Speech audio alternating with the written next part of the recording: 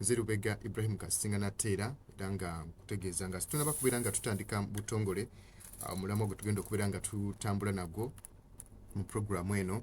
Bintu bingi nnyo ebigenze maaso n'okubeera nga bibeerawo mu ggwanga lino erya Uganda mu nnaku ze tukubye mabega. Olunaku olwaliro njala kubeera nga nkutegeeza nti tugenda kwogera ku nsonga eya labiseeko mu Parliament. Mu Parliament lwali lunaku lwa kusatu Parliament negenda maaso n'okubeera nga etuula era mu kutuula Minisita omubeezi ow'ensonga z'abakadde Honorable Gidudu n'agenda maaso n'okugamba nti gavumenti eri mu nteekateeka ey'okubeera nti ereeta etteeka oba ebaga etteeka erinasobozesa abavubuka okubeera nga bateeka ekitiibwa mu bakadde n'okuwuliriza amagezi g'abakadde ge babawa, nti ensangi zino abavubuka balabika nga beesuliddeyo gwa naggamba, tebakyateeka bitiibwa mu bazeeyi, tebakyawuliriza magezi gaabwe mu bitundu gye bawangaalira abakadde batulugunyizibwa mu bintu ebifaanana bwe bityo. Ogwo gwe mulamwa gwe tugenda okubeera nga tubaganyako ebirowoozo olunaku luno olwaleero mu puroguramu yaffe eno. Mukama wange nsanyusa okubeera nga nkulaba kuluwakye era nga Mr. Swamad Mwanja yamaze dde okutwegattako. Ono nno mukugu mu nsonga z'enkolagana z'amawanga agatali gamu ag'enjawulo kye bayita international relations, era nga asomesa abayizi essomo eryo wano ku ssettendekero Islamic University in Uganda. Kuluwakye nsanyusa okubeera nga nkulaba kiikirira kibiina ki National Unity Platform. Mukama wange nsanyusa okulaba Deputy Alasisi. Neyanziza mukadde wange Ibra. Twenze mukulu Henry Manana. Mukulu former RDC Shabani Kachimete nsanyusa okuba nga nkulaba. So nja kusiima omukulu Kasinga ne ttiimu yo nga host baganda bange mu studio. Mukulu Swamad Mwanja omukugu mu nsonga za international relations era omusomesa wano ku ssettendekero Islamic University in Uganda. Njala kutandika naawe ku nsonga y'omulamwa gw'olunaku olwaleero.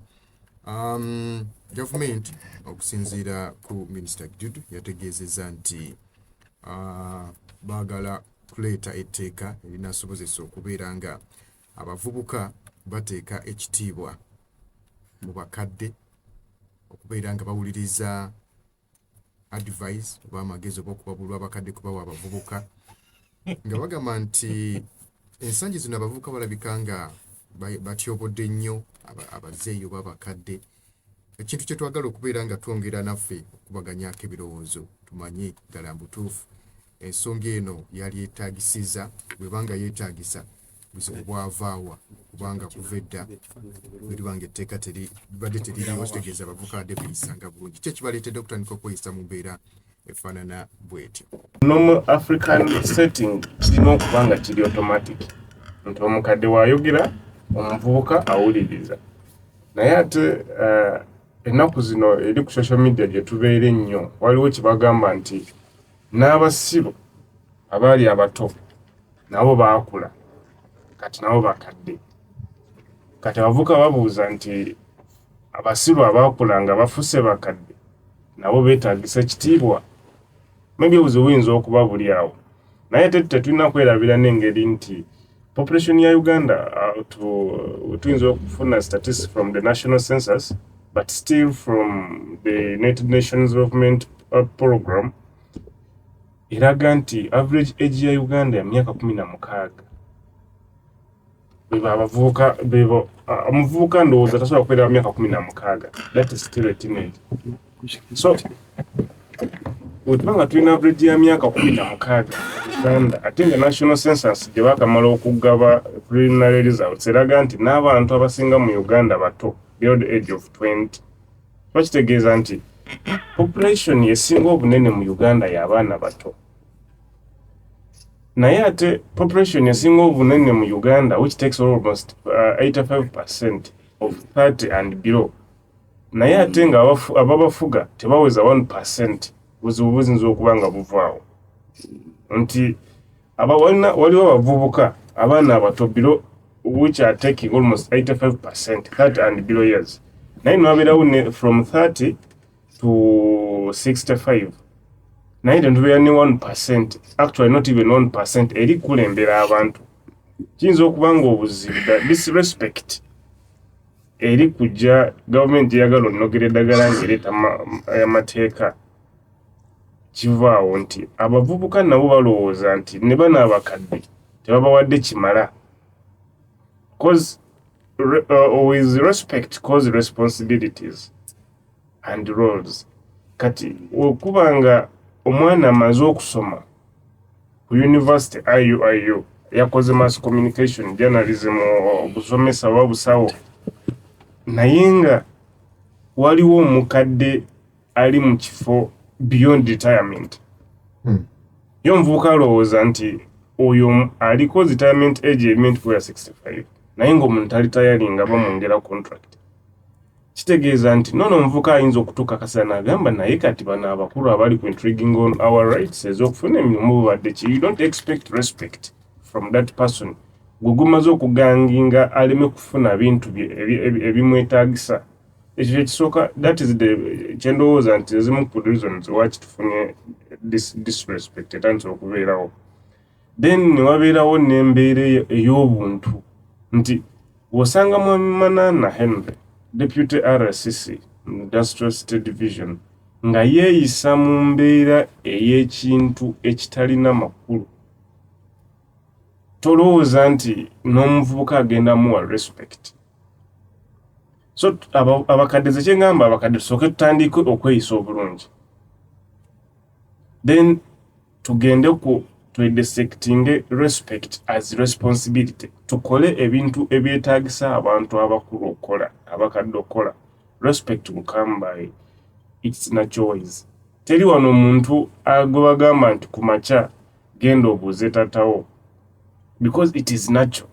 Kati omwana gwe weza yawatuuka akaseera nga takubuuza kitegeeza there is something you are not doing.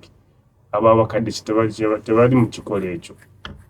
Kubanga ngina kuwa scenario nti tulina abakadde omuntu alina emyaka 65 naye nga akyali able. N'obeerawo omuntu nga wa myaka 65 still nga naye mukosefu tugenze ku pate twagala basimbe line kulya mmere. Bombi bakadde naye from different angles. Ani element okufuna the respect. Because now respect tedi just kuwa muntu kitiibwa. Nonya translation y'Oluganda olutuufu naye respect can also be priority. Muntu ayinza okusalawo. Because respect is also responsibility. But respect is also priority. Nti abakadde tulina okubata ku mwanjo.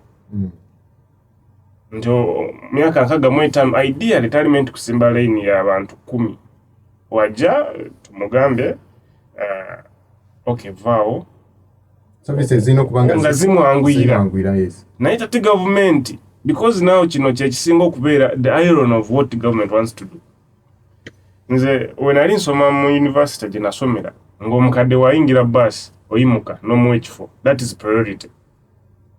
Kati we transcending to Uganda government does not respect abakadde.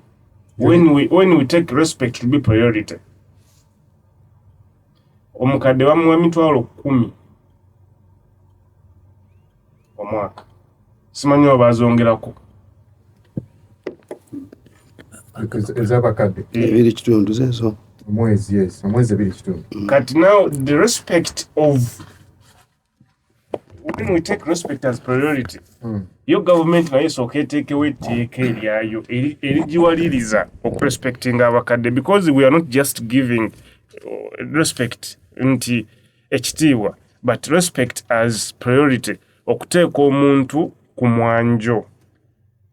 Maybe bati yakola kwe kubawa ebifo ne mu parliament ne batuuka kyegezaako okukola. Naye ate abakadde balina representative si omu babiri oba bana.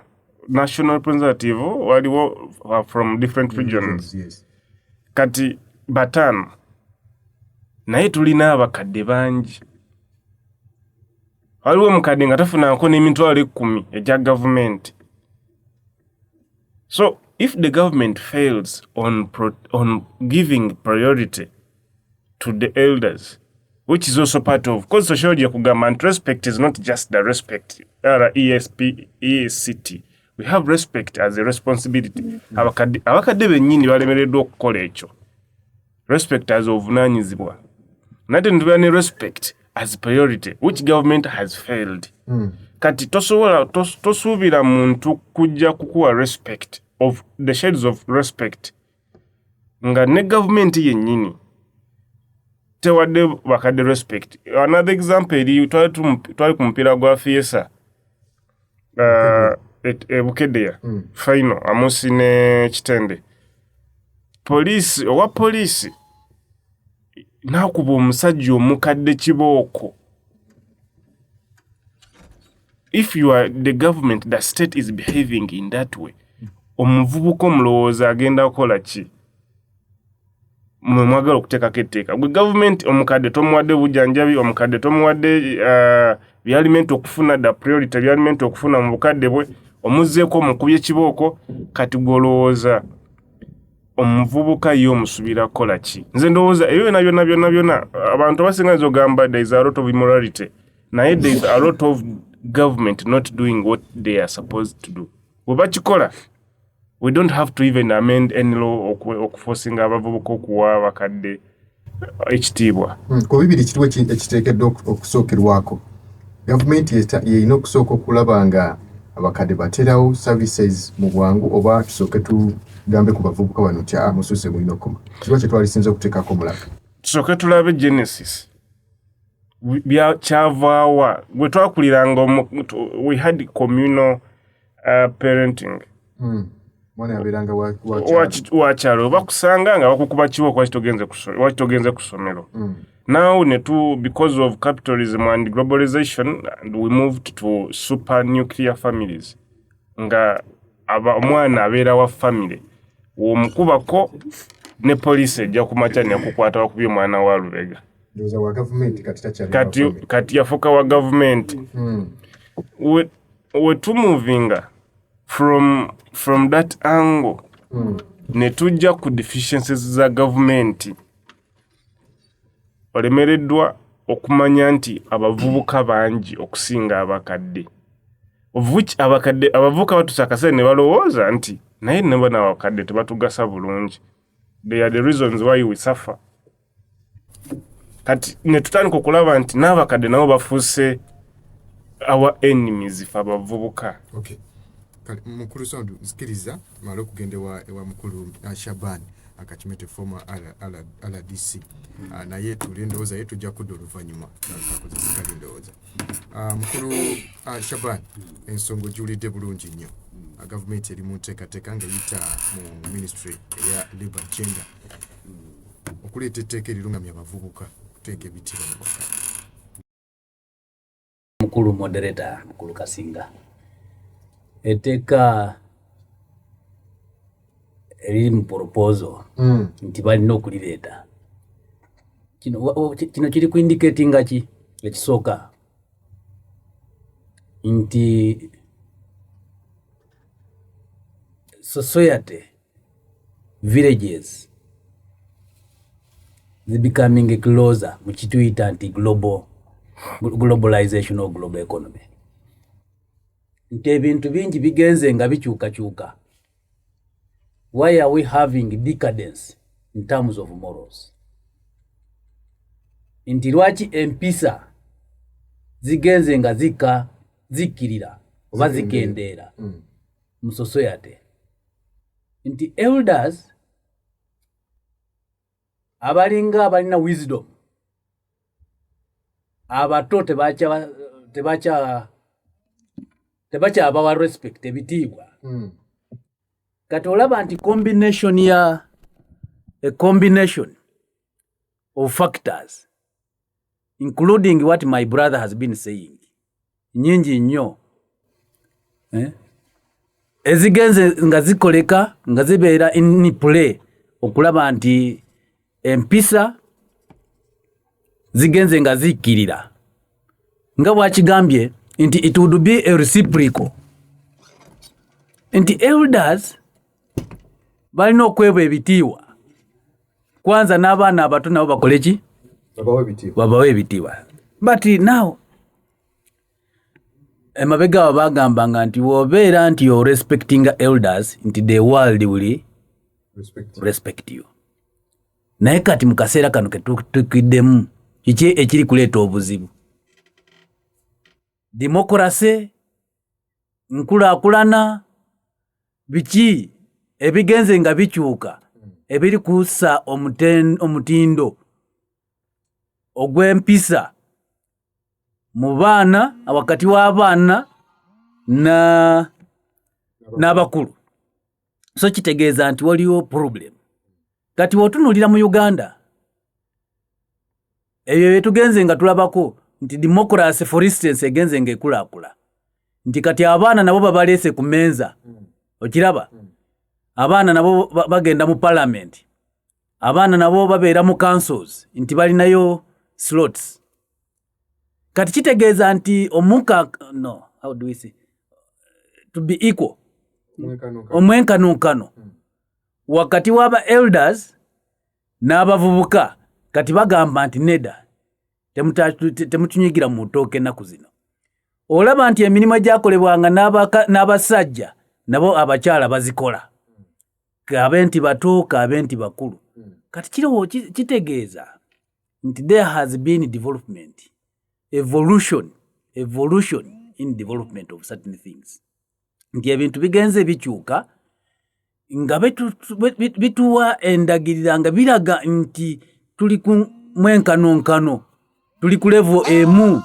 So n'olwekyo ebintu bino wogenda okulaba nti kizeemu bali kukireeta mu parliament, nakirabye elder nga yagamba. Kati how are you going to enforce okugamba nti tuforcinge Kasinga respectinge rector, respectinge tata, respectinge ba brother abali elder?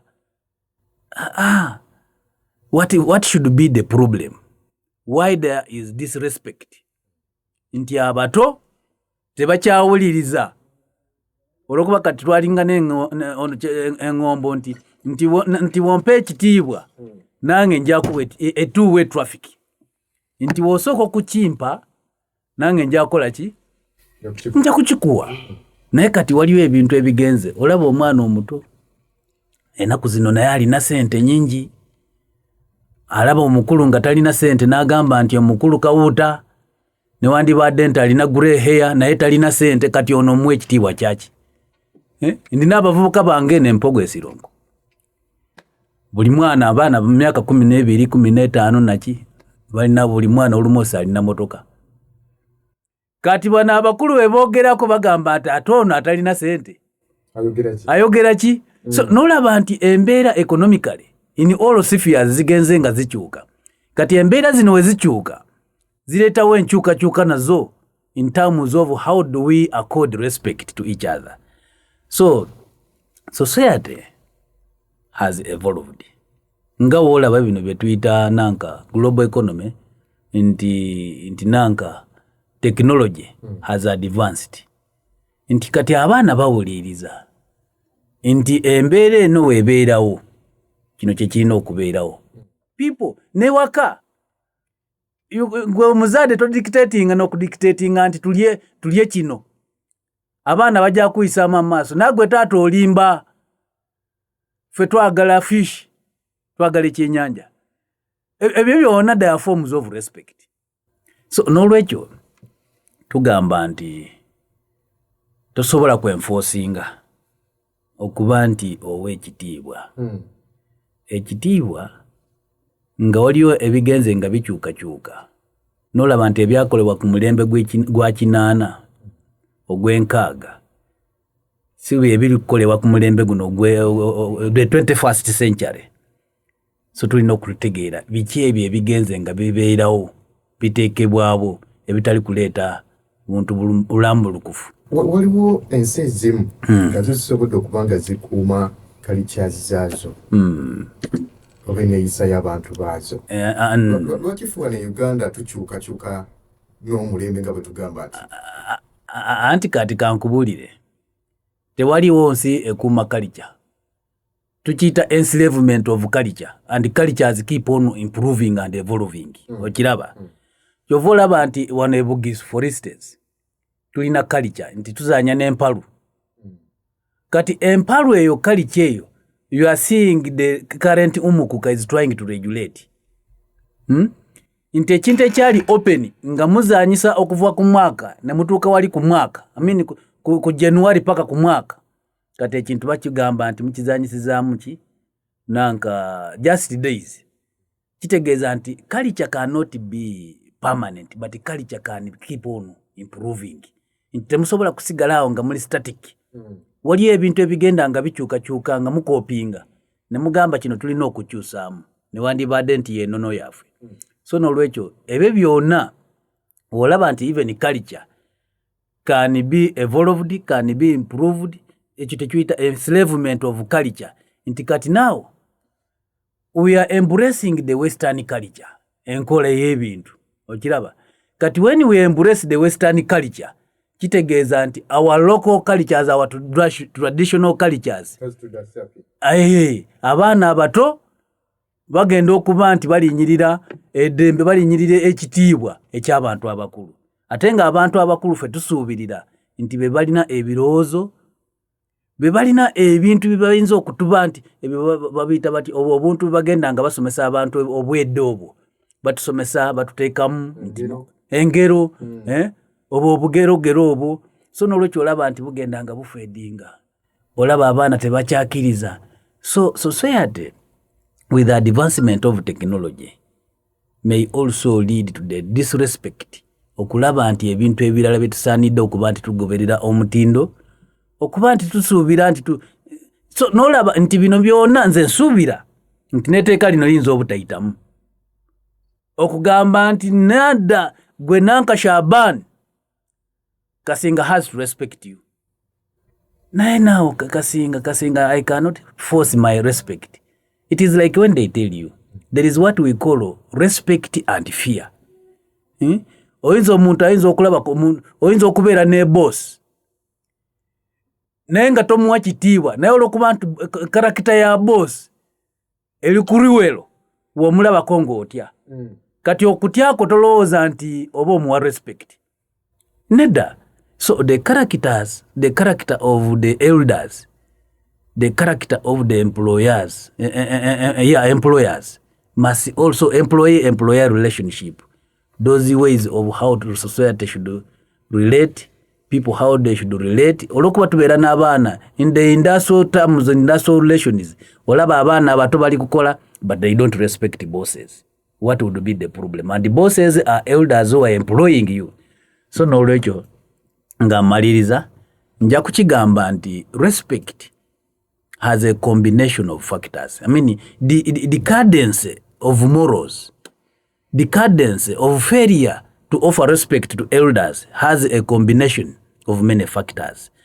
Olaba nti abantu bangi Mkulwala disinsikiriza gy'obwaka buno wetunakomawo tujja kukkiriza obeere ng'omaliriza tufune n'endowooza y'abamu ku bavubuka tonotono then tulyoke tugende waggulu wakyewo.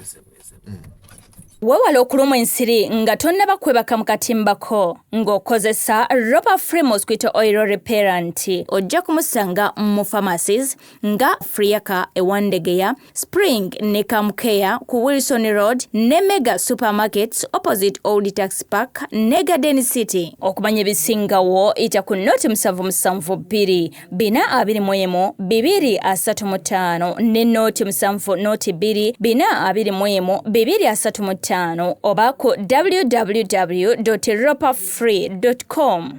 Mbadde nga wemaliriza mbadde nkugamba nti ensonga zigenze nga zitegerekeka lwaki abaana abato tebakyawa abantu abakulu. Newe bantebe olaba omwana omuto omuntu omukulu waba atuuse olwokuba kati omwana omuto tayagala kuwana muntu mukulu ntebe. Problem basuubira nti bali kumwenkanonkano newandibadde nti ffe mu busiraamu tukirabamu omwenkanonkano but respect. So n'olwekyo kyeŋŋambyeko nti oba nti society has certain ingredients ezirina okubeera nti ziri foundational okunyweza ekintu kyetugamba nti kuwa kitiibwa abantu abakulu, because abantu abakulu twasuming nti they have a vast experience, they have a wealth of knowledge. Okiraba balina amagezi mangi, so nolwekyo abantu bano tulina okubakwatanga ekyatika, because balina ebintu ebyakoleka byetulina okuba nti tubajjako nga woolaba nti for instance here we is to respect our senior omunanka taata waffe yafwa wapahabulo, olaba wapahabulo oyo bano bananka bamagode kubani banabudere people who passed on balina experience y'amaanyi, abasajja bafa n'amagezi mangi. So abantu abo nga bagamba nti abantu abo tulina okubarespectinga, balina ekintu ekiyinza okuba nti kikwatirira nanka society oba community of a given people okuba nti tutambuza. N'olwekyo ate when you respect elders olaba nti you stay in harmony, there is peace, eddembe libeerawo.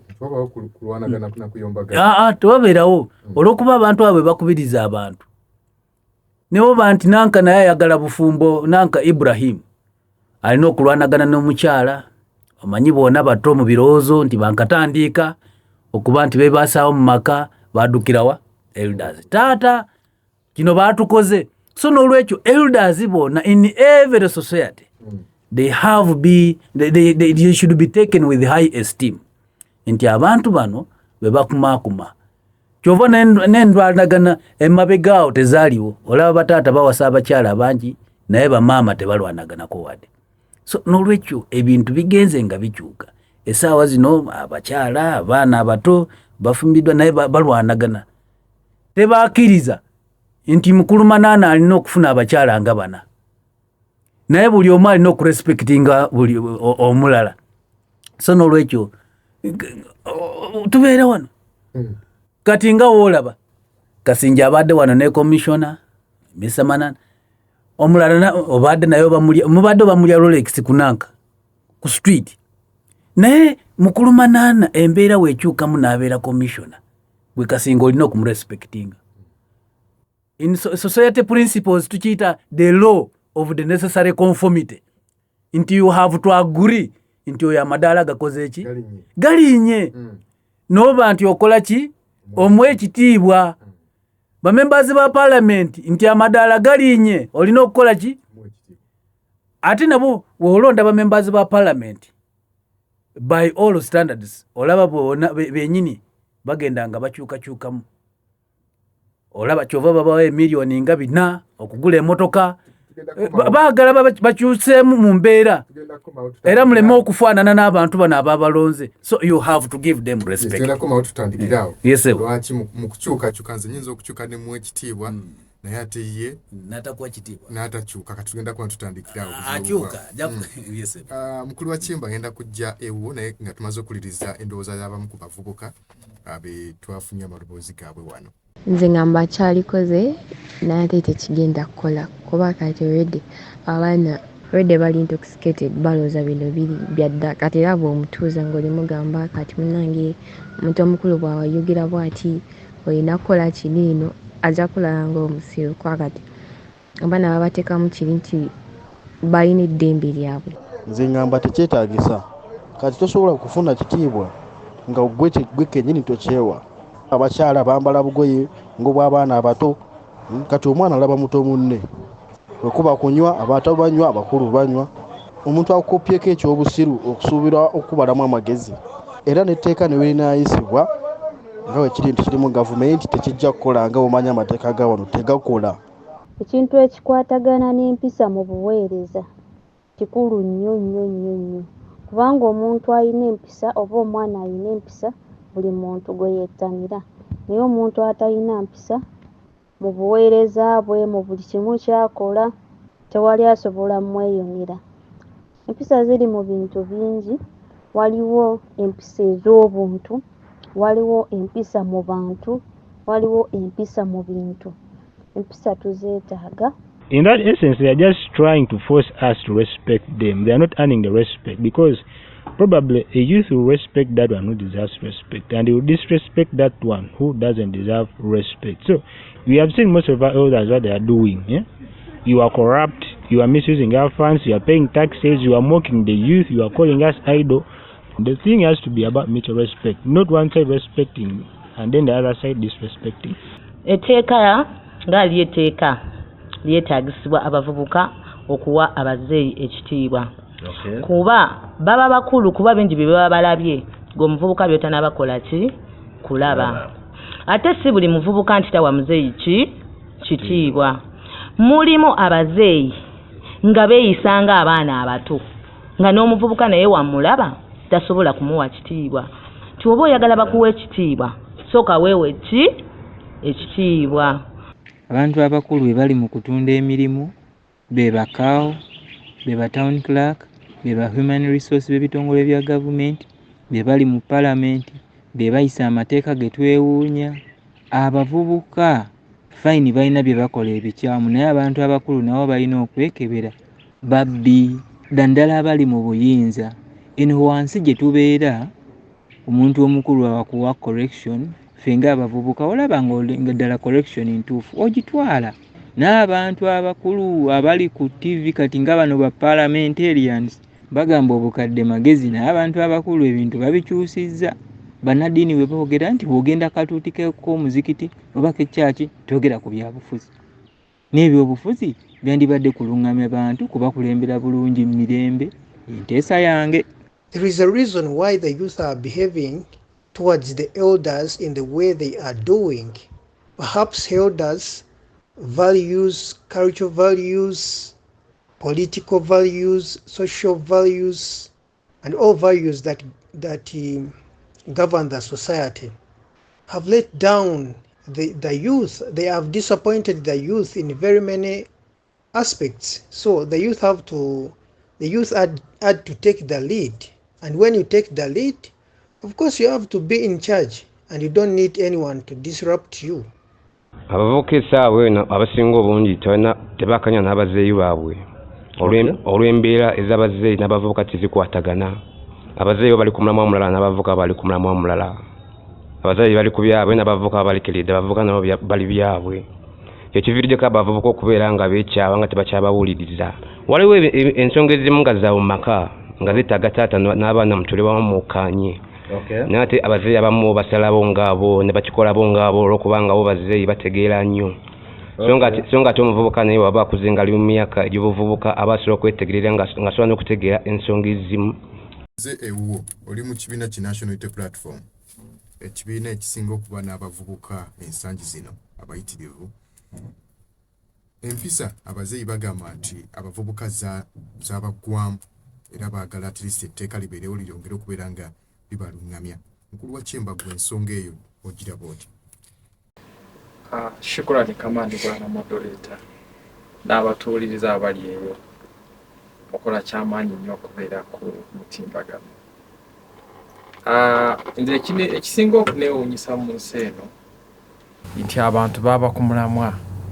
Nja kutandikira ne minisita mwennyini eyaleese ekirowoozo ekyo mu bantu nti sooka otunuulira abazeeyi baane abamukwatirako ng'agenda ebiseera ebyo ne anko wange Wadaada Musaani nga bagenda mu nsiko. Bona yabalimba. Kati omwana bw'ojja n'olimba muganda wange Shabani n'omugamba ojja kuyitako eno ewange babayo kasooli mwetaasiza okwenjala. Shabani n'atuma omwana ewange ne mugamba agumiikirizaamu. Omwana n'addayo n'agamba anti anko tatuwadde kasooli. Tosobola kufuna respect mu baana. Ekyokubiri, Mr. Museveni bwe yali ajja mu buyinza mu 1986 yasooka n'ajjako abantu akasente kaabwe bw'otwatwalanga omutwalo ng'akuwa nusu 7. N'afuula abantu bakireereesi. N'omuntu yandibadde ng'abaana basobola okumuwa respect balaba ng'agwe muzeeyi ozunga buzunzi toyina kyakulya ng'agoosabiriza omwana tusobola kumusuubiramu respect. Omwana tasobola kulaba bamaama nga basula ku luguudo awo mu tawuni ku kulokota wagenda w'ekiro bamama abatunda bogoya nga asula ku street nga mama mwenyini bogoya gwali ako nakwata ekisasiro nakikasuka muki mu luguudo otosuubira omwana okuwa omuntu oyo respect n'ekijja kitya kijja n'obunafu bwa gavumenti. Tosobola kuwa omuntu omuzeeyi respect nga jjo twabadde mu kuziika nga bakozesa abapoliisi abasajja abakulu bakuba abantu kulumbe embooko gwe n'osuubira nti omwana ajja kuwa omuntu omukulu respect. Nga bw'owulidde amaloboozi g'abavubuka osanga bakaawo oba ba commissioners mu gavumenti abasajja abakulu bali kulya enguzi. Abaana abawala baba bayisa mu nkola za sitaani balyoke babawe emirimu. Omwana oyo asigala n'obulumi ku mutima gwe n'osuubira nti bajja kujja bakuwe respect. In fact olabye n'owekitiibwa RCC Manana agambye nti nange ngende mbeere wali ku Kulokotaawa nebuzaabuze enkubire Museveni mu ngalo batukaka bukasi. Ne minisita Mabagekweyo twalina olukuŋŋaana owekitiibwa Chris Baryomunsi yagamba nti mubeere mu Kampala mwekake mubeere nga musimayiringa nti bw'olaba omugenyi weefoosinge ng'aseka. Njagala kubajjukiza baganda bange bano abawagiri ekintu ekyagwa nti gavumenti gye tulimu bw'eba etuuse ku seryo nga ligenda kukaka bukasi abantu okuwa abazeeyi respect. Muto wange Swamado ayogeddeko ku kintu nti abantu beewuunya ebiseera bagamba nti obukadde magezi n'ekyagenda okutuuka mu luzungu nga even fools grow old nti n'omusiru naye akola ki akadiwa. Abantu abakolanga ebintu bikyamu ku kyalo nabo baamala ne bakadiwa. Kati buli wona alaba omuntu omukulu omuwe respect. Bamemba ba parliament ajja n'ayogera ebigambo ebitakwatagana naye nga muntu mukulu. N'olaba RDC nga musajja mukulu ne yeekobanya n'abanyaga ku bantu amataka ne bajja ku kyalo ne bakuba abantu embooko. Kati omwana ono omuntu agenda kutunuulira RCC nga musajja mukulu n'olubuto olukomeeri asaze kashawulini akalabika bulungi nga ka muto wange Manana naye nga yali kutulugunya abantu kuki ku kyalo. Buli wanaalaba omuntu omukulu amulabira mu kitiibwa ky'abaabi. Igo omuntu n'obeera ku kyalo n'oyogera ebigambo ebitali birungi oba gwe kyamaani w'ekyalo ng'oli musajja myaka 8 ne weekobaana n'abantu ne mukola endagaano z'ettaka eziba ettaka ly'abantu abalala ku kyalo n'osengula n'abantu osuubira. Jjukira omwana omuto azaalibwa ali green oba abeera white as apparel as a paper omwana bw'omujja ekalamoja nga baakamuzaala wa wiiki emu n'omutwala e Japan watandikira okwogera bagenda kwogera lu Japan tasobola kwogera lu kalamoja. Ekitegeeza emize abaana gye bayina bajja kufefe nyini. Intosobola kukaka omwana okuwago respect ng'ogenda okusanga RDC yenyize mu kasaati kano ka fitting nga enkuba bwe mukuba alina okukuba endulu abantu bamuyambeko okumujjamu akasaati ako oba akapale kaba ayambadde. Kati omwana alabanga gwatambula naye batambulira ku the same page. Omusajja omukulu ku kyalo yakwatanga kasooli n'atuula wansi n'alya kasooli. Neegendako mu tawuni olabe osanga omuntu akuta omuno gwa kasooli bwayasimula bwakolola bwali omuno gwa kasooli osuubira ki? Tuyina abantu abakuzeemuuko mu myaka wadde nga nange gimpubidde akatambaala nga boogera ebigambo bayina emitima egitaagaliza nga bw'alaba omukulembeze n'aga oyo ate tetunaamuwagira ayina ssente n'oteekamu omwana ekintu nti buli gw'olaba olina okumuyisaamu ki egaali naye kijja kitya kijja n'embeera gye tuyisizaamu abantu nga gavumenti yennyini. Tulabye abasajja abakadde nga bagenda bafuna emitwalo 2.5 abalala bafudde nga tebazifunye bagwa mu layini ofuna asimba layini n'afiira munnamawulire sina kye mutamanyi emabega kwe esaidi z'Emasaka eyo muzeeyi omu yafiira mu layini ng'agenze kufuna emitwalo 2.5. Twaleka abazeeyi ne bawemuka ne bafuuka abasabiriza. Kati omwana bw'aba ali kutunda ebinyeebwa ng'agwe jjajja ali kumusaba paako jalibu. Omanya abazeeyi nabo beefuula abagezigezi agamba mpaako jalibu ndabe ng'ebinyeebwa bikaze bulungi. Amala okumeketako jalibu n'agamba asiimiridde bulungi mutabani. Omwana n'alabanga muzeeyi gwali kudiringa naye muyaaya alikola obubadde obutategeerekeka. Naye lwaki?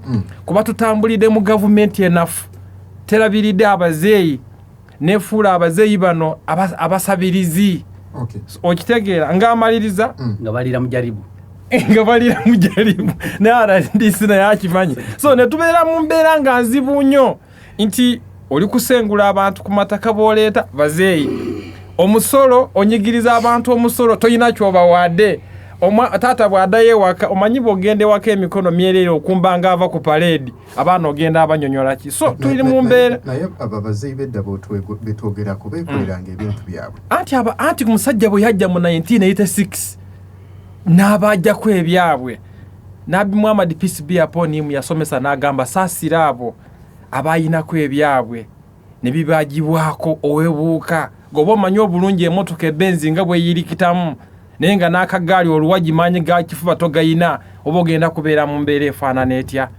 n'osanga omusajja nga memba wa parliament ayambadde ekyambalo kyonna nga kiri mu yero omugwenzi abiriga Allah tabaraka wa taala amusaasire n'agenda n'afuuyisa wali mu tawuni omusajja omukulu ne kamera zikola ki omwana omuto omusuubira kuwa respect ng'abaana tubatendeka nti ogenda wano n'obanga weeyamba onokwegenda mu kifo nga si kyalukale naye gwalaba jjajja oli ku TV ng'oyambadde n'ekyambalo kiri ekyayero eky'abantu abakabasanya abantu mu nsi g'osuubira respect tusobola kusuubira respect Katugende wa deputy RCC wa Industrial City Division mukulu Onana Henry naye tulide endowooza ye ku nsonga eno amaloboozi ge tulidde okuva mu bavubuka ge tuzannye wano n'abakulu ensonga ezimu ze boogeddeko zikoonakokko ne ku gavumenti endowooza ye mukulu Manana actually tezikoona ku gavumenti naye omuntu azireeta ava mu gavumenti so zikomitinga government naye simanyi cabinet already whether issue cabinet yagisiza because okukireeta mu parliament first of all cabinet erina kubanga ekyali plan government planning okuleeta so bw'abanga naye ali kifumba bufumbi nga minister simanyi lwaki kiri kuva eriye kubanga kino mutegere yange bandibadde baharmonizinga nga omuntu yandibadde omutuufu akireeta yandibadde Minister of Ethics and Integrity wadde nga kigenda kubanga kiyafe in effect kiba kikwata ku bazeeyi but if it is about integrity oba mu empisa and in my opinion mbandooza nti omuntu yandibadde omutuufu okola submission eya biiru eyo okugireeta mu parliament oba okukola ki yandibadde nga the Minister of Ethics and Integrity but in consultation with the Minister wa Gender nga Mwami Jududu Kyasubuka because okukiteeka ku bazeeyi wokka will have narrowed it down.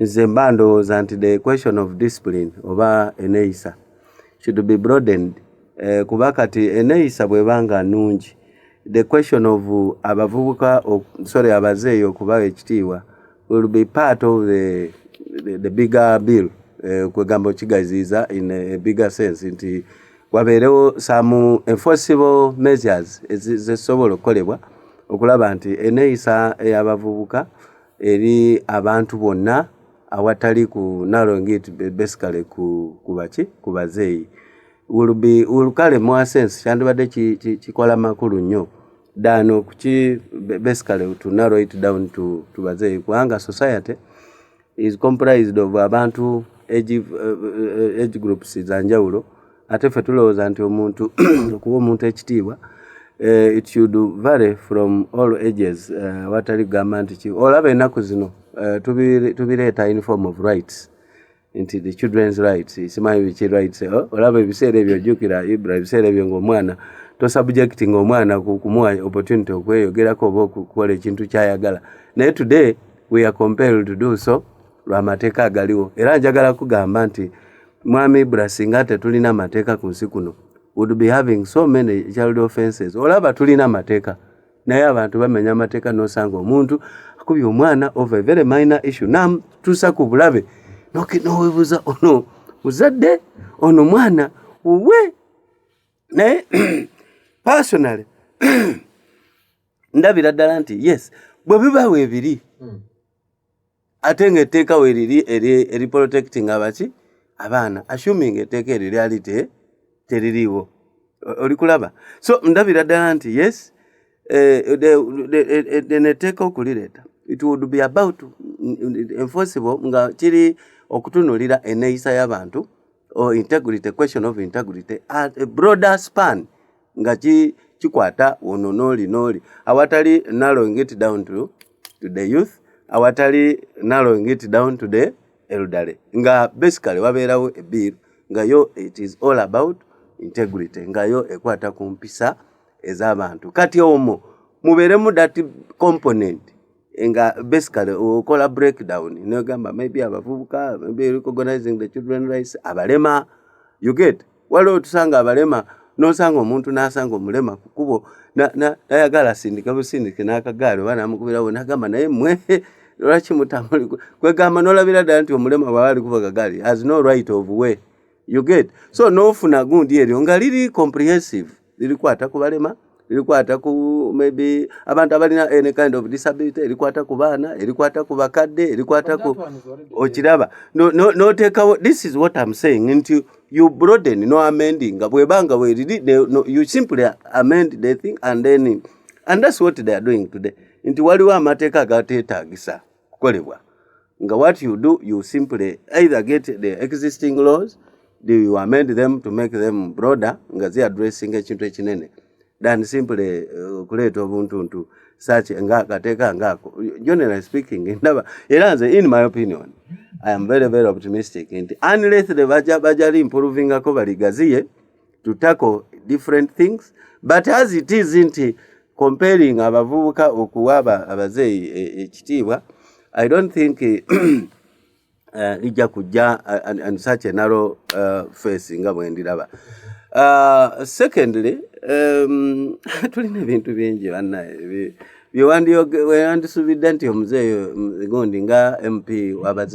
wabazeeyi yandibadde alowoozaako that would be yes tuganye ekyo it's one it's a moral issue naye there are so many things byewandibadde nti ebiri banning ennyo byewandirowooza nti yandibadde abirowoozaako like for example the welfare saawa eno tuli kwogera ku kasente k'abazeeyi the law bantu bagamba the law is very unfair nti eteeka abazeeyi abaqualifying okufuna sente ku myaka 8 naye Uganda bw'otunuulira abantu abali okuweza emyaka 8 nga batono nnyo so bantu bali kulobinga nti omuntu kasita atuuka ku myaka 65 aba atandise ayingidde obuzeeyi so those would be the things we are lobbying nti tukwateko etteeka lino tulijje mu 80 we lower it down awo abaja alikolera abazeeyi alikolera abazeeyi nedda kati awo anti kati olaba nendowooza kuba naye omuntu ali ogireeta muzeeyi I don't want to appear like undermining him naye muzeeyi mu ndowooza ye so kati aba ali kuleeta ekintu ekisanyusa constituency ye ekisanyusa constituency eyo because in most cases bwe tuba tugamba ridicule oba okuyisamu abazeeyi amaaso basically alikwogera is addressing specifically his constituency naye nze nigamba that is a good concern naye agezeeko gigaziya nti bwe tuba neeyisa oba abantu okuwa abazeeyi ekitiibwa let's broaden it from the family level paka ku level gyabadde akyagalirako you get and besides that already tulina nze actually lwaki ntyagadde tulina bw'otunuulira ate olyose n'obuuza muganda wange wa National Unity Platform weewaawo basobola okulowooza nti be basinga obuvubuka mu ndowooza yaabwe kyesiikiriza bulungi naye nze abavubuka bemanyi nti abali mu National Unity Platform honestly bw'olaba conduct yaabwe especially ku social media n'ebirala olabira ddala nga they are really very hostile very very hostile in a sense that those are just mere allegations kati kibeera allegations then you have the right of disputing naye nze nkimanyi nti I'm a very good follower of some of the ebintu bya posting and ndigezako kuwa abavubuka full figure si muvubuka so ndigezako anti linda kamalo kuwa information yanti kati siri kwatakinga naye oli very defensive nzo wedo yogera ansirise go yogede nogera kubya finance lika so bade nsaba nti wefuge ate kati awo bogenda anti era kati oba oli kujustifyinga kati kyengezako okugamba nti abavubuka bali munupu bavuma oba olyagala abaana bavuma bavuma galinga maje amapangise so nupu etteka eryo sini abavubuka banupu balivubuka bana Uganda nupu tukyali ku mulamwa gwaffe ogwa gavumenti okubeera ng'erina enteekateeka ey'okuleeta etteeka okulaba nti abavubuka bateeka ekitiibwa mu bakadde oba abazeeyi okubeera nga bawuliriza advice kakati nno kyetuli mu kubaganyako ebirowoozo wano ku 93.1 Islamic University in Uganda Radio tuwumuliddemu nga mukulu deputy RCC Kulumanana ali mu kunzika ensonga ebadde ali mu kwogera nti etteeka lino era lijja kukwata ne ku baana ba NUP abavumenyi byate ndugezako nti abaana bobogo I'm very kumukutu sitera nnyo ku siri active nnyo naye following ebiberako so and I have access to ku bintu public opinions abantu ze bateekako naye nolaba okuvuma okubeera okwo naye nolaba omuntu ng'ekintu akirese in good faith ate ngolooza maybe kirina kye kizimba eggwanga naye nolaba abaana abavaayo no anti kati kyoba olaba nkugambye naye of course some of the things abantu ababyogera statements zikolebwa abantu bakulu naye nolaba abaana ne basimbula ne bavuma oyo omuntu gwandibadde olowooza nti muntu ono deserves some level of respect wadde nga tokanya naye mu ndowooza naye how do you respond okiddamu otya kwegamba those are the lectures nensuubira nti maybe this institute gye baggulawo pozi eriwa waliwo leadership institute gye baali bagamba bali kugulawo kamotya maybe eyo ndowooza ejja kukola kinene okulaba nti eshapinga abaana abo okubeera ne okutegeera nti yes osobola obutakanya ne ibra on a matter naye nofuna engeri gy'osobola okurespondingamu without necessarily having to nti ovaayo olina kumuvuma osuulewo ekigambo kyotasobola nakusuubira nti omuntu akiteeka ku gundi so generally bakikola sometimes out of excitement out of emotions so onolooza nti maybe bwe babeerawo ebintu ng'ebyo kyova olaba nti etteeka lyokka is not enough ebintu kati nga institutes ng'ezo era I'm glad nti oleseko nekyakwanzi naye si buli omuntu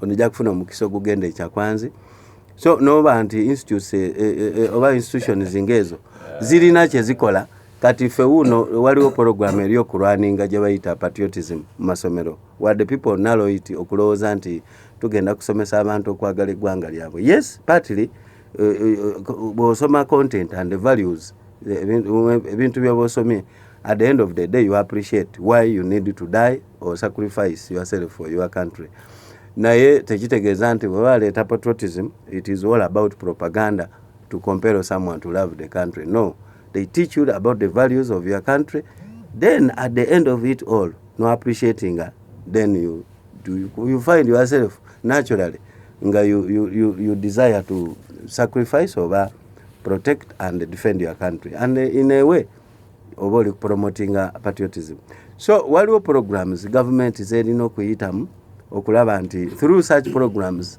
in partnership with the religious leaders ekyo religious leaders bakikoze cultural leaders balina okukola omulimu gwabwe there is moral decadence oba nti empisa yo generally mu society empisa yaffe ennaku zino bagamba abaana b'ennaku zino yes it is a common thing so the issue is how do we get back to the drawing board okulaba nti wabaawo ebikolebwa in terms of building morality character mu baana oba mu bavubuka Yes, that can also be a way, being idle. Of course, now we all know nti kyekireta empiso kononeka ebintu bingi. So just obutu abana chakola could be one of them. Naye nga sisuubira nti is the most fundamental question. Kuba omuntu nga wampisa mbi muganda wange wadde ku mulimu wano ku studio ku station wano you have staff. Ne mulimu staff oli bwolaba ngamba ono mulimu wano yagufuna atya. So generally character is character. It does not matter oba olina omulimu oba olina ki. Naye we need that gundi deliberate effort eyokulaba nti bateekawo mechanism eyokulaba nti babuulirira basomesa naye nga tukosa platforms ez'enjawulo kati nga political leaders bw'osanga nga political leader naye omuntu wabuvunaanyizibwa can sit down oba olaba nti abantu they were appealing at one time nga bebadde boogera ku Mwami Kyagulanyi egamba naye you are leading a very big abantu abo lwaki tofunako one time akadde n'oyogerako n'abaana abo ne babeerako nti yes basobola obutakanya n'abantu mu ndowooza by'obufuzi naye ne baba nti tebavuma naye sometimes ogenda notanenya nti sometimes you look at the leadership and then the conduct y'abaana nga the difference is not very big bafaanana so basically mu kulowooza okwange ndowooza nti yes the idea is good nti empisa character society is down naye kyekintu kyandibadde kikolebwa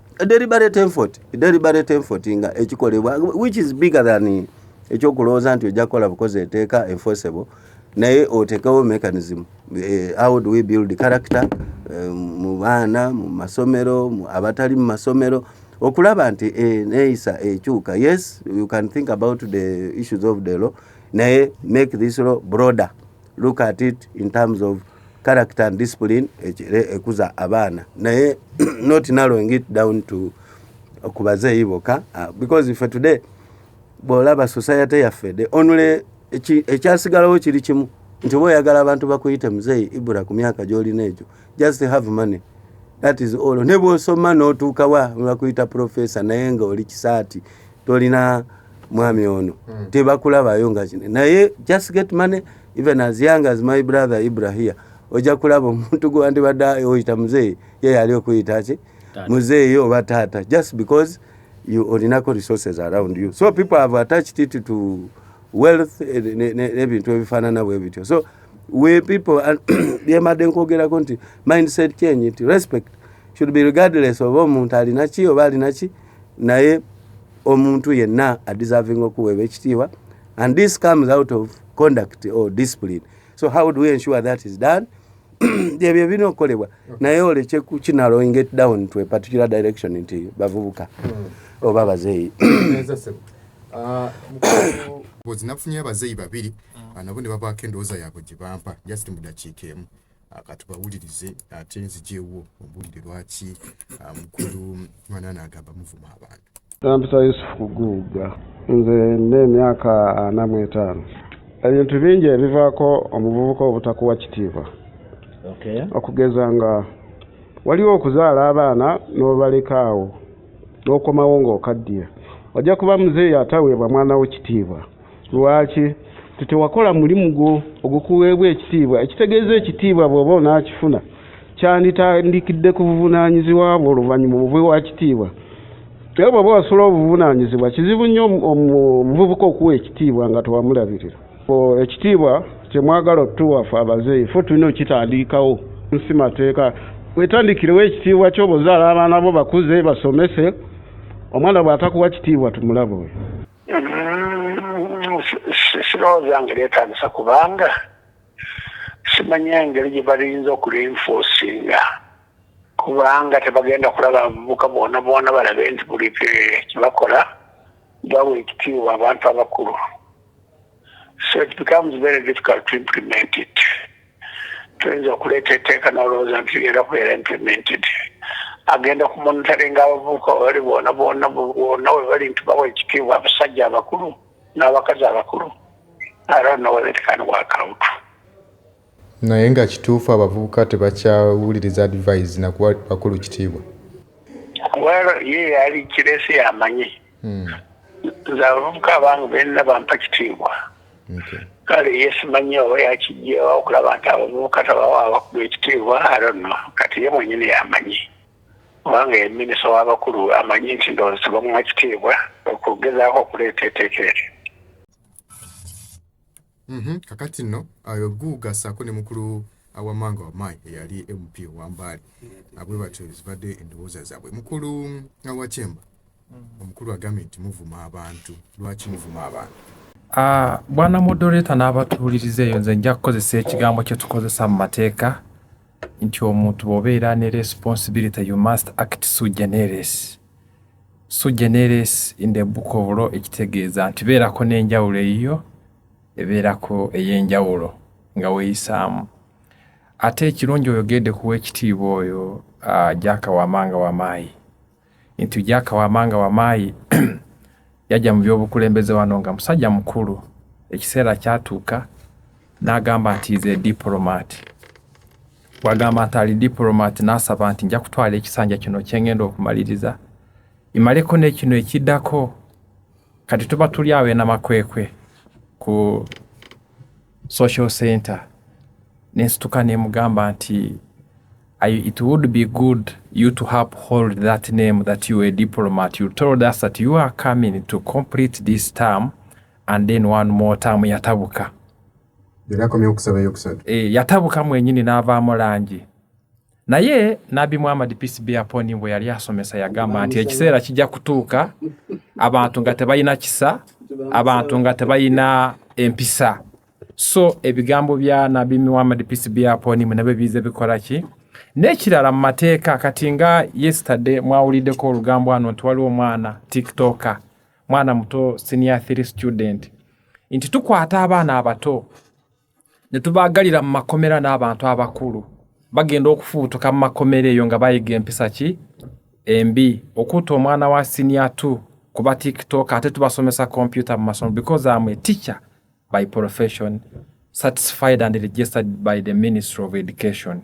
Bwe tuba tusomesa abaana twabayigiriza computer kati gokuta omwana wa myaka 12 wa senior 2 myaka 13 14 16 17 ogenze kumugalira ekitalya n'abantu abali ku misango gya nagomola abakwata abakazi abakola emisango gye mumanyi nga tetusobola kuyisa ebigambo mu kamwa omwana oyo ati zinabadde nkuwa information n'ogaana kuba ndikuleetera ki ekyonoonye empisa ekyonoonye empisa ndikikuleetera goganye nga ndikuwa information. Yes kati abaana abo etteeka lye tudiscussing ligamba tulina okuwuliriza advice okuva eri abakulu kati oganye okuwuliriza advice okuva eri anti kati nze mukulu we nayagadde kumuwa advice n'agaana so kati akokyeza y'omutwe naawe mwokyeze ki kuba biwunya kyekimu naye kuba nti ow'ekitiibwa Manaana ate kirungi kinkoze bulungi nti ali mu bya security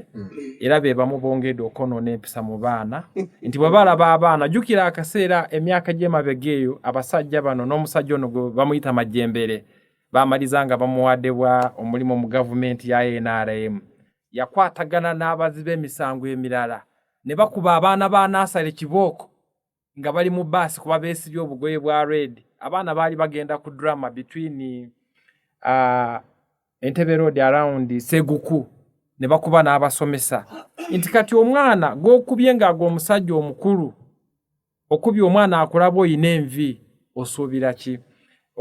Ayogedde nti abaana ba Nuupu bavuma nkugambye nti buli etteeka lye baleeta liba ligenda kugasa omuntu omu nga tayagala bamwogereko ku myaka gy'alimu ng'agenze aweebuuka. Mu basajja Abaganda bw'obanga oyambadde kanzu ku gino emyaka egyange oteekamu kye bayita ekinyaasa tokkirizibwa n'abaana okulaba ki amagulu wadde ng'oli taata waabwe okuggyako ng'olumbe lukunyize ne lukujja ku mulamwa. Naye ogenda okusanga abasajja bano batambula bambadde bupale bubanyize naye ogenda okulaba abantu ababazeemu ansa nti baana ba Nuupu olinga agamba anti bennyini bagamba nti balina obuwagizi naye buli omuvubuka gwe balaba bagamba nti waki wa Nuupu baamala dde okukkiriza kubanga according to Alexander Forbes one of the best researchers on planet Earth egamba Uganda is one of the countries with the highest population of the youth standing at 68.4%. kati wabanga bagamba nti buli omuvubuka avaayo yenna abawaanu kati ekitegeeza baavaadda kuki kati bali kuteekawo embeera nti bagenda kukwatanga buli anaayogera babeere nga bamutwaza mu mbeera mbi ng'amaliza mu kasekendi kamu.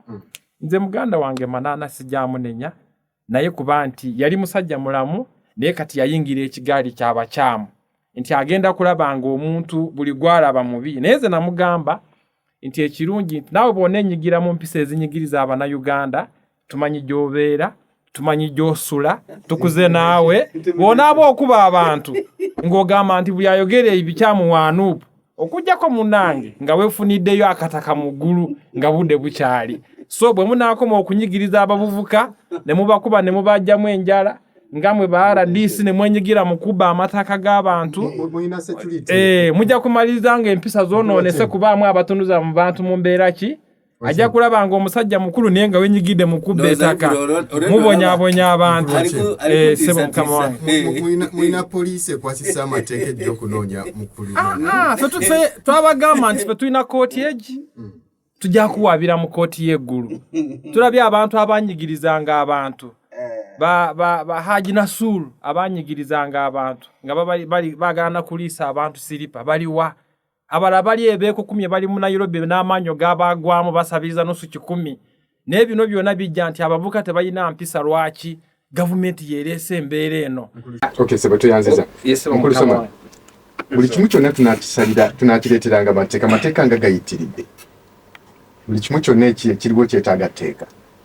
Nze ngenda okuwaako ekyo mu 2020 during the November crisis abamba giyita massacre. It was a massacre.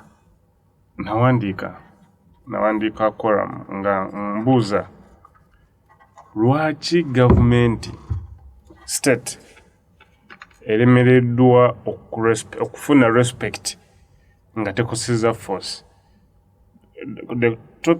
The question was nti lwaki taata waka abayagala alina okukuba abantu kubakakasa nti ye taata waabwe. Kati kyekibuuzo actually kifaanana ky'obuuziza buli kimu tugenda kujjawo n'amateeka. Akaseera we katuuka nga tokyalina command of the populace ey'abantu. Gwe gavumenti oba osigaze gwe state oba osigaze ekintu kimu kuteekawo mateeka. Because you can't come out and tell people to stop doing what they are doing ne bakuwuliriza. Because olemereddwa okubalabirira. Nze in relation tulina etteeka lye tukola. Sabadde sagala kwogera ku bantu. I always try so much okuba nga soogera personality y'omuntu. Minisita Bidudu we yali nga wamu obwa minisita bamutwalira mu ka wheelchair okumuverify okumuvetinga ku parliament. Yali Magoda Ikuya. Waliwo anyo tagenderanga uka naye yali mulwadde. Si yali Gidudu waliwo yagendera minisita w'abakadde bwe bamuwa minisita naye yali mukadde. Okay, yali mukadde Gidudu. Ono omuntu yagendera ku wheelchair actually gwe twogerako yali Ikuya wa East Africa. Naye nga of course naye yali mukadde. Okay, my point maybe abadde afunye emundu etaliiye. Naye issue eri nti gwe mwimana n'olina omwana waka. Njagaddeko n'omusajja ali 10.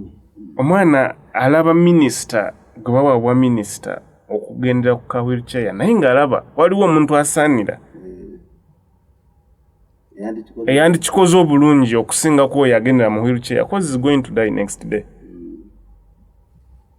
Do you expect omuvubuka oba omuntu not just omuvubuka naye omuntu alina humility ubuntu okurespecting the state which appoints no muntu go appointing ze. That's one scenario.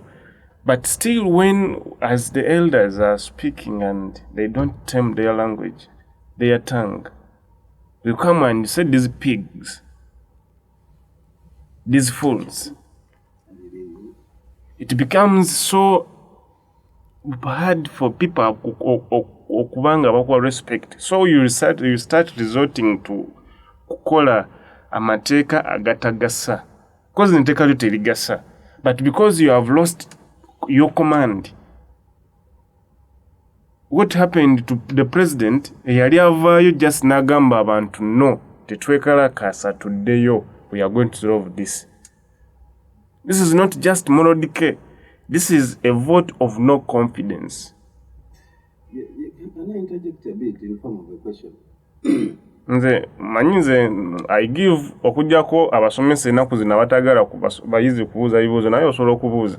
Esembere kazindalo. Yes. I want us to ekintu kino we are narrowing it down to Uganda. Naye nze ndowooza nti ekintu kya moral decadence is a global phenomenon. Ekintu sigamba nti kirikole wano. No, but we are the laws are going to be for Uganda. No. Wanywa chenga kati gwe musajja yagadde okwa information n'ogana. Tomugaginga muleka ayogere. Ati aga akulimba. So ndigezako to look at it when you talk in specifically referring to, of course you are referring to your country, yes, because you cannot speak for Kenya and what have you. But I'm looking at a situation where it's a global issue. Anga chiri wano, chiri mu Tanzania, chiri Kenya, chiri elsewhere. And in terms of character, abana generation, again, Neisa character, Kolazechi, has totally gone to the dogs.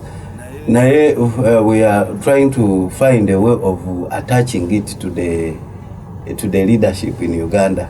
Should we say the same is what is causing the moral decadence in Tanzania, Kenya, Burundi, or elsewhere? Because this is a global thing. That's what because Bangambe, basically that's the paper you are handling. So there I thought that when you are looking at things, you handle it at that level as an academician. I don't want you to lure the reason like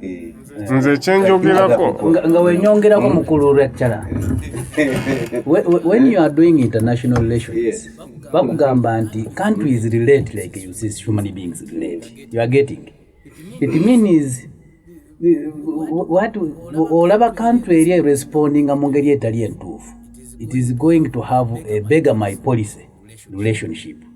Okulaba nti eno naye genda kurespondinga okusinzira ku mbeera country eri gyekoze eki. So they have to relate in a more organized manner. Nti olwokuba ogambye nti international kati wetabeerawo respect under international law nti this country respects the other one, still there will be some bit of anarchy. And even those countries may want to benchmark in Uganda where we are putting a law as a way of trying to enforce discipline. Maybe we got the Ugandan way. Nze kyenjagala obakakasa nti newunyanya abantu abaavu obalemerwa ofuna ekyokulya abagamba olaba n'oli teyalidde naye ate bafuna ssente tebasobola kulireetinga ku balina ssente. Bwe tuba nga tulemereddwa okukoopa good governance from ensi ze tugamba nti nabo balina moral decay, naye ffe twagalayo kubalaga nti balina moral decay. Nze besides Uganda ensi gye naakawangiyiramu ennyo take bo balina welfare ey'abakadde because unlike Uganda, Turkey is a welfare state. Balina welfare y'abakadde. Abakadde tebasasula ssente za transport in town service.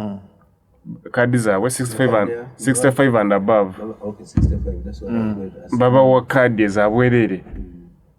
Basi olinyanga w'oyagala. Abakadde babasasula ssente. Oba okolera gavumenti oba tokolera gavumenti bakuwa pension. Yadde tokolerangako wantu wonna mu gavumenti olina okufuna pension. Abakadde babawa ebyokukozesa. Kati that respect, that's why when I did submission yange besides respect tulina okukifuula tukirabe what is respect. We have respect as a responsibility. That's why we follow the government. At times it has failed to take its responsibility okuketalinga abakadde so that omukadde abeeramu ensa. Tumanya nti n'omusajja ekyamutwala okubeera vetted ku parliament ng'ali mu wheelchair because tewali plan, there is no that welfare y'omukadde. Maybe singa waliwo plan yandibadde asigala waka because that is kwewebula. There is no one of good sense okujjako abenyaRM asobola okuwagira omuntu okumuvetinga nga mulwadde. Tewali. I thought madam nyogamba bamutwalira ku wheelchair kuba yali muzeeyi. Naye omuntu yenna can be on wheelchair. Muzeeyi because why do you no because being on wheelchair it has nothing to do with age. Anyone of us can be on wheelchair as long as you are sick. Omanyi emyaka gy'omusajja ogimanyi? Sigimanyi naye nga kyemanyi nti right now is very okay. Akola emirimu gye Chobomanya. My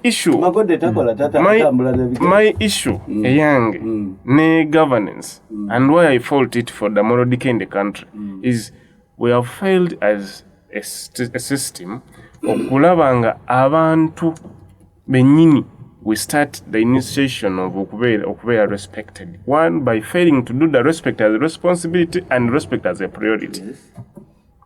Kati you the appointing authority, if you can just appoint no chuso muntu from nabera wa gender nomuteka mu ICT nomuje mu ICT nomuteka mu health, why do you think we are going to respect him? Bali omosi ali minister of integrity kati yatandikirawa nomufula wa ICT nojayo oli mu ICT nomufula wa agriculture. Which moral authority is Frank Atumwebaze having to speak on technology of agriculture? When he's not a scholar of agriculture. Okay. Kisembayo eranga jala kuberanga kulu samada wonzika atwe mukulu aladisa berenga atusibula kubanga kyabika bamwisa duka beke nsonga zamaliriza. Tuli mukubaganya birowoozo ku nsonga y'okubeera ati government yagala okuleeta etteeka linagenda maaso n'okubeera nga oba kusikiriza oba kukaka oba kuteeka mu nkola abavubuka babeere nga bawuliriza abakadde n'okubawa ekitiibwa. Kulusoma dwe tumuliddemu badde oli mu kumaliriza. Nsonzi kyemaliza ngamba nti buli wolaba gavumenti oba state etandise okuleeta amateeka okuwaliriza abantu okola kye baagala ng'omanya nti tebakyalina factor esobola kwogera bwogezi because institutions ezisinga babanga baazita institutions obwebufuzi bw'ennono amadiini kozi nago kati tewakyali mukulembeze wa ddiini asobola kuva eri n'agamba abantu mwe temuvuma abantu naye bagenda kumuvuma. Tewakyali mukulembeze wa nnono asobola gamba abantu nti temuvuma abantu naye bajja muvuma kozi walabye ne Mwami Manana yabadde nga takkirizaganya nawumukuuka kubagamba nti embalu batandika ozikola nti mutandike mu mwezi mwegutu temukola buli lunaku because yalowooza nti balina kuregulatinga. So embeera bwebeera bwetyo gavumenti besigaza ekintu kimu kyakuleeta amateeka golowooza nti galinga ag'ekisirusiru naye ate nga gwe balaba nti ga kintu kikulu. So ekyo kyendowooza nga nze katulaba omukulu anza okucekinga kaadi eyinza okuba nga egenda yitako essaawa. Mukulu Manana katukuwa akyamya weoberenga nate otuwakamu okusembayo. Neyanziza ngenda kumisinga amasimu g'abantu baffe naye kyemanyi nja kugenda mpuliriza era mmanyi nti ne Commissioner Shabani wali ajja kusobola okuyimirirawo addemuko ebyo bwe babaawo ekibuuzo nga kijja gyendi nesomado ebiseera ebimu ono yaya mwana yazayuko ono ye ana muto wange naye namuleka ye yatabuka abakulu mwatandise okusosola abaana mwana yatabuka mwana yakutabukako bebamu betwagala okutereeza simple tupeban weyine. So bannaye munansonyiwa nti sisobodde kubeera wano paka ku Dakika Esembayo naye era omulamwa tubadde tugenda tuguwunzika.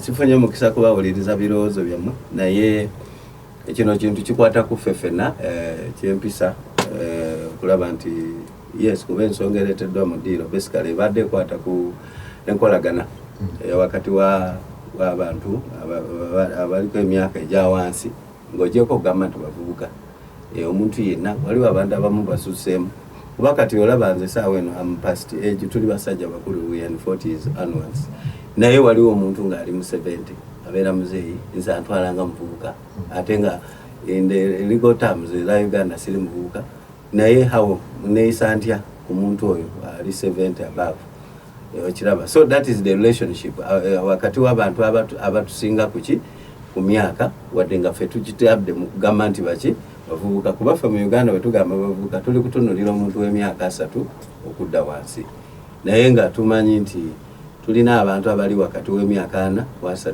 ne bwe bana mutaano bali abantu b'ensanvu kulabanga muvubuka lwakuba abakusinga emyaka. So omuntu yenna akusinga emyaka aba yeetaaga okuweebwa enkizo bw'aba ayogera ne bw'aba alese ekiteeso omuwaako bannaffe Abaganda bagamba bukadde magezi weewaawo tulina n'abakadde abamu nga kituufu eneeyisa yaabwe teri deserving naye as a matter of fact nti omuntu waba akusinga emyaka kitwale kebeere nga tuulu nti don't mind ekimuvaamu naye emyaka gyaliko let that alone binga besise gwe y'okumuwa ekitiibwa tomuwa ekitiibwa ng'oteekawo conditions kuba kati bw'otunuulira mwami Samadu bali kuteekawo ne muganda wange aspiring mayor bali ku attaching ekitiibwa ku karakita y'omuntu naye ffe tugambye nti kasita omuntu oyo abeera ng'ali of age ng'agwe akusinga weewaawo ebyakola tebimuweesa kitiibwa naye gwe sigala ng'omuwa ekitiibwa by virtue emyaka gy'alina. That is one. Ekyokubiri nti naturally kiba kizibu omuntu nga eneeyisa ye temuweesa kitiibwa okusanga omuntu ng'ali kumuwa ekitiibwa kyova olaba ndi kugamba nti kyandibadde kirungi nnyo abazeeyi babeere ekyokulabirwako eri abavubuka nti their conduct character eneeyisa yaabwe ebeere nga babeere mulolomoddo eri be basingako emyaka nti oli bw'amulaba you see somebody alina ekitiibwa admirable n'ebirala naye tuleme kugamba tilwakuba ono talina sente wadde ng'alina emyaka egiwera naye just a poor man ali wali omulabe nga ekitagasa. Actually nze ndina leyo waliwo nalaba oba yali TikTok oli nga bamulaze nti oyo jjajjawo ali agenze okukyala eringa bona olaba bino byaffe byekubeera mu tawuni muzeeyi n'ava mu kyalo najja abazzukulu ne badduka buddusi kuba balaba mulaluuzi kwega bamulaba mu mbeera ezo ng'omuntu tali like not deserving mu mbeera ezo kati wootunuulira muzeeyi okujja gy'oli naye nga n'abaana bali kumutya lwa mbeera zaalabikamu and is your father you know sometimes by the way tuli kubyogerako tuli kwogera ku bazeeyi. Do you know that even our parents tulemereddwa n'okuba n'osanga omuntu nga honestly taatawo naye bakubulira taata wa gundi naye nga honestly nogamba naye gundi n'alekerera muzeeyi bw'ati. So basically nti ekintu kino kigazi ibula njagala kugamba between the relationship wakati bw'abakulu aba senior citizens n'abo abaliko wansi mu myaka tuna challenge nti n'abaana bennyini bwe bazaala abamu tebasobodde kuwa bazadde bwabwe ekitiibwa. So this thing even begins right in our homes. Ibula it is there. Naye neyanziza waliwo aleese wano illustration noza abadde clip nagamba nabazadde ffennyini nti tetukoze buvunaanyizibwa sometimes webutuleetera n'obuzibu nosanga nga gwe ali suppose okuyiyiza abaana ekyokulya oba okusasula fees naye noba nti walina obuvunaanyizibwa ng'olina obusobozi saawa eyo naye saawa eyo tewasobola kukola kukikola sigamba nti tewalina busobozi naye wakiraba nga you did not consider it nga si priority yo mu kaseera ako. So abaana bakula ne baba nti ne bajukira nti kale singa naffe twasoma naye taata waffe teyatuwa mukisa naye ng'ate muzeeyi yalina obusobozi nosanga nga balina element eyo. Should that be a yardstick for you okugaana okuwa muzeeyi w'ekitiibwa lwakuba teyakusomesa? Yes, beera munyiivu gy'ali nti lwakuba teyakuyamba teyakikola naye webaze Katonda nti oli mulamu because not all the people who are surviving today basoma. We have people abatasoma today naye nga they are even much better than bali. Sigamba nti abantu tebasoma naye oleme kusinziira awo okugamba nti muzeeyi toli kumuwa kitiibwa kye lwakuba teyakola ki teyakusomesa as a yardstick kyenteekawo nti okuteekawo condition nti nze okuwa ekitiibwa olina kubeera 1 2 3 kyengezaako okugamba ekitiibwa let it be unconditional. Naye abazadde nabo balina omulamwa gwabwe oba abakulu balina wolabira omuntu bulijjo mwe basomesa abaana nti it's a big challenge. Buli lwolaba otuuse ewaka n'osanga omuzadde ali kuyomba n'abaana gwe tomayitize ndi taatawo taatawo n'otandika okweyanjulira abaana automatically bw'obanga olina obuvunaanyizibwa bw'okola ng'omuzadde you don't need to keep introducing yourself eri abaana bakuwa ekitiibwa gwe mwenyini ebikolwa byo bijja kola ki oba gwe tomanyize ndi mukulu wo gwe tomanyize ndi jjajjawo tomanyi nti ndi something like that. So tulina challenge eyo nti abantu today nabo tebakoze buvunaanyizibwa especially the senior citizens okola ebintu bye twandibadde as role models eri abo bye basinga ku myaka. Musaasire ndigenda ndikufuluma ng'omuntu nga omubaka wa president wano mu Bugisu. President ali kujja mu Bugisu kiba kibi nnyonzo obutabeera omu ku abo abagenda okuwulira message ye mwabatasobodde kugenda ffe katubeere tubakiikirire naye abasobodde tujja kusisinkana eyo mwebale kumpuliriza. Mukulu Shaban kazjewo then tufune ku masimu nga omaliriza dakika ngapi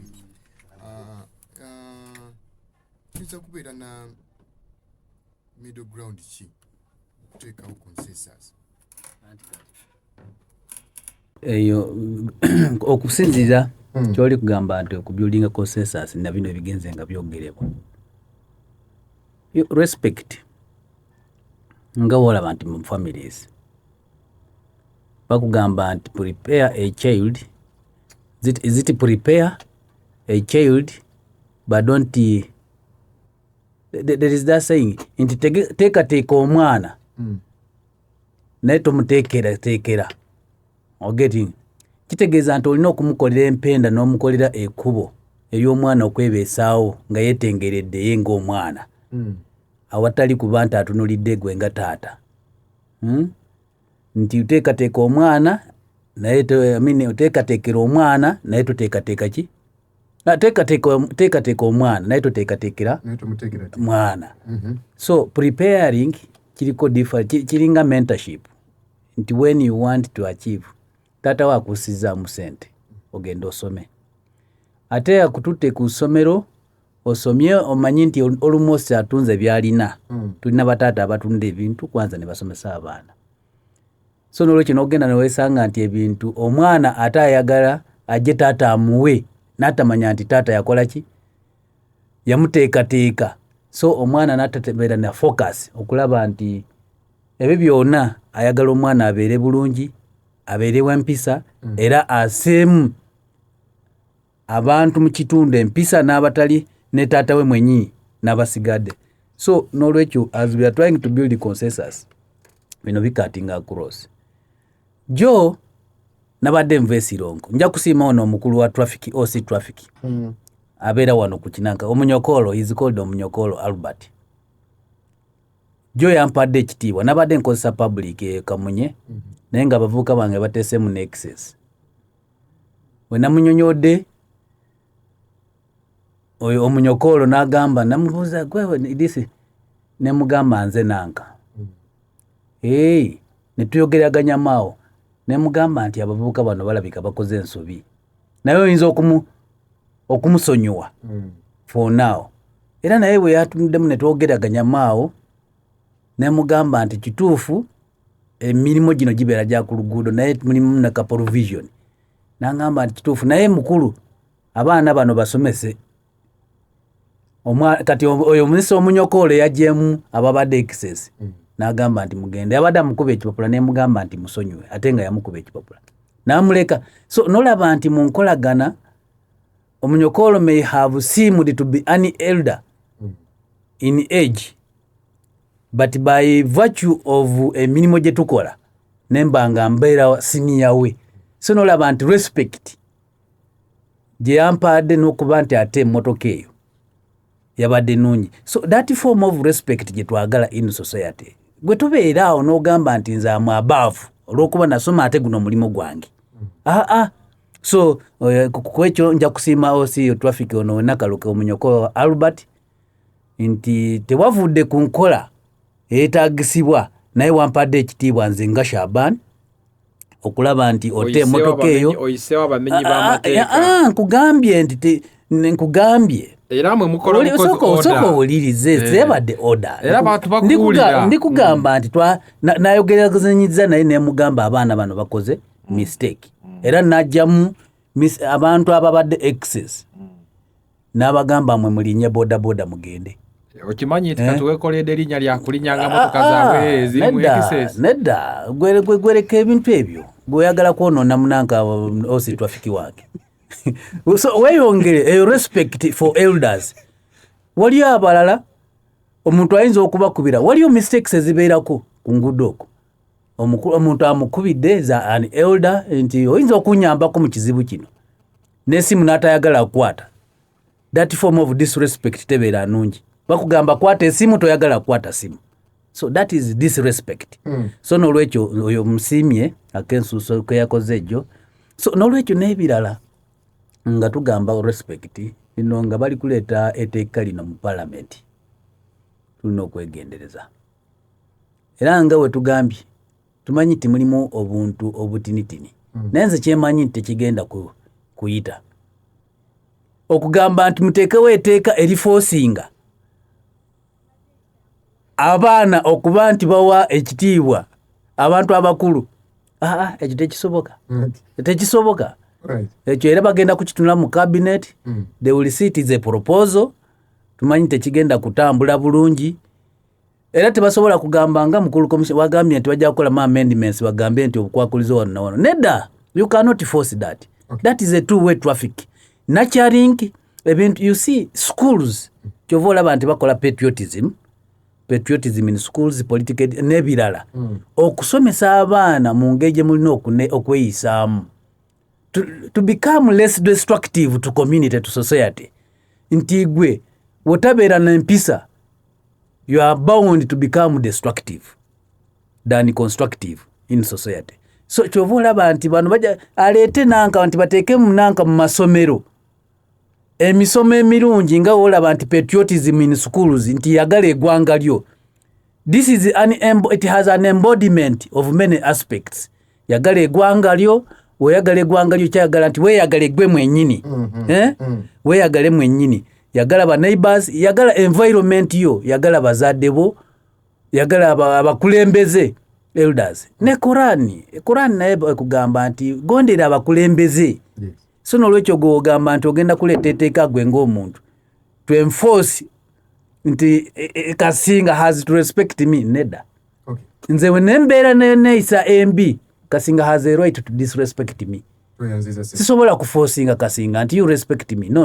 I told you it will be only fear Kasinga gyagenda okubeera nayo naye nga not respect which I will earn from you. So n'olwekyo nga wemaliriza, we need to have civilized behavior. Every society, because we undergo civilization. Nti abantu bebugisu, you cannot behave the same way. For instance, like Buganda, Bugisu cannot behave the same way like Karamoja, like Sebei, because we undergo civilization. So these stages which we go through, zituwa enkola eyokutegeera ebintu netumanya nti tulina okuwa respect wano ne respect wano. So n'olwekyo abawuliriza mwebale nnyo. Respect, it is a two-way traffic. You accord me respect and it becomes inevitable nti omuntu ekitiibwa olina okukiwa omuntu. Webale nnyo, webalire ddala. Ku state government kyeyaleese mu parliament ekyokubanga baagala okuleeta etteeka abavubuka b'abaana bato babeere nga bawuliriza abakadde n'okubateekamu ekitiibwa. Alaikum salaam wa rahmatullahi wa barakatuh. Tuweza kianzike mukulu zenu. Si ya bonga bwana moderator n'abaganda bange n'abakubi amasimu mutwa wange jeje mukulu wange advisor wange omufuzi w'ekitiibwa Sergeant Sagazi ne muganda wange akubidde kunajja n'abannayuganda mwena abatabye mu program eno mwebale nnyo mwebalire ddala. Nze ku lwange nebaza Allah tabaraka wa taala anzikiriza tukkiriza ne tukakasaira kano ng'akyassa naye tuli ku bubi bw'amaanyi tutambulira mu nsi nti abasajja kati baleeta amateeka era nga muganda wange bwagambye eno taamu egenda era nga Manana bwagambye mugende mulabe ku Museveni mulabireko ddala mukubire bayibayi kubaffe wano okimanyi nti mu Uganda yenna ffe wano Eastern okusingira ddala mu buli sub-region kyekitundu ekitafunyeemu mu rigimu eno ate ffe twateeka ku etoffaali eddene. In fact nze nasomye amawulire nga njagala ndabe nti bagenda kulonkinga university oba eddwaliro kubanga twalina mukulu wange Mawombe Mukwana yafa nga n'amabanja amalwaliro mwegali paka saawa eno ne batusuubiza essomero tetulirabanga n'empale zaali zirimu ebituli. Taata wange y'omu ku basajja abaleetayo NRM naye nsaba Allah tabaraka wa taala amusaasire amwejja n'Abafiridausi kubanga ne ttiimu yo baatuwunza ne batukozesa ebitali birungi. N'olwekyo ng'amaliriza nze mbasaba mbeegayirira tweyongere okukuuma empisa. Oluusi abazeeyi bano banaalaba nti bwe beeyisa bubi ate ffe nga tweyisa bulungi bajja kwejusa ku lwaki tebabaddewo biseera bino ebyaffe. Banaye mbasaba nze Profesa Wambogo wa Kyemba ndi musomesa mutendekere baddusa bamunzikiriza mukwasa omukisa mbeere nga mbakumira Mbale City nga Lord Mayor Kam 2631 fulaga ya National Unity Platform. Mwebale ddala. Okay, tutenze. Mukulu Shaban. Nja kusima bonna bakubye essimu mukubye Romani. Gambia ate president yeetagisibwa. Nedda oyo comradeship. Tegeza comradeship. Nkolagana eyaliwo. Nti ekyaliwo nakati. Niwandibadde nti yafa. Anti mugambi Romani abadde agambye bannaddiini bandikoze omulimu ogwo. Bannaddiini gye bali naye kano kaagala nanka thread eyo historical thread enkwasaganya eyo nti ekyaliwo era erina okubeerawo n'amanya nti arespectinga ne region eno. Omanyi president ebintu byakoleka bingi wano almost yali agenda kufiira na wano. So akantu kano okulaba ne president ng'azze wano kalina bearing political bearing y'amaanyi ne ku future. So n'olwekyo mukulu Romani yandibadde mutuufu bannaddiini banaakola ogwabwe naye comradeship and that historical attachment na biki late Musamali Perez bakola nti kimukakatako okuba naye nga omu kwabo watandibadde nti ye omulisa w'emyoyo eyo respect. In fact Romani nga wakugambye under 18 nti tebeetaagisibwa. Fwe tulina n'okubeera ne culture enono kyagambye enkola tulina okugikola tutya. Ate kati tugenze nga bwe tugambye nti modernization modernity naye yonoonye. Kati oli kulaba n'amasomero abaana amasomero gali kumpi okukkiriza ki government ne wandibadde nti kiri mu process okugamba nti abaana babeere n'amasimu. Kino kyona kyandamininga society nanka that cohesion respect byandamininga. So n'olwekyo tulina obuzibu nga bwe nkugambye nti evolution transformation civilization ebintu ensi egenze nga zikulaakulana. Kati wegenda nga zikulaakulana abantu basuubira nti tuli ku level emu. So ekyo ne kireetawo mu makati gaaffe okuba nti respect tetambula bulungi. Nja kusiima Juma kubye nsime jeje kulikayo nejo kunaka omusajja yabadde awo yayogedde ebigambo awo jeje ku baraza. So asimye busimi. Nja kusiima Sedoge nsime nanka Jackson nsime mukulu Majeme Sulai agambye nti the law is useless ate nga kituufu n'abalala nga bwe bakyogedde. Bosco Hopile wihonje Bosco naye abadde nga Romani nti culture waliyo ne nanka zino nanka okuba respect mu bintu bingi nga olaba nti mama oba ekawa bagambanga nti totuula ku nanka totuula ku masiga ago nti ojja kukola ki mama ajja kufa.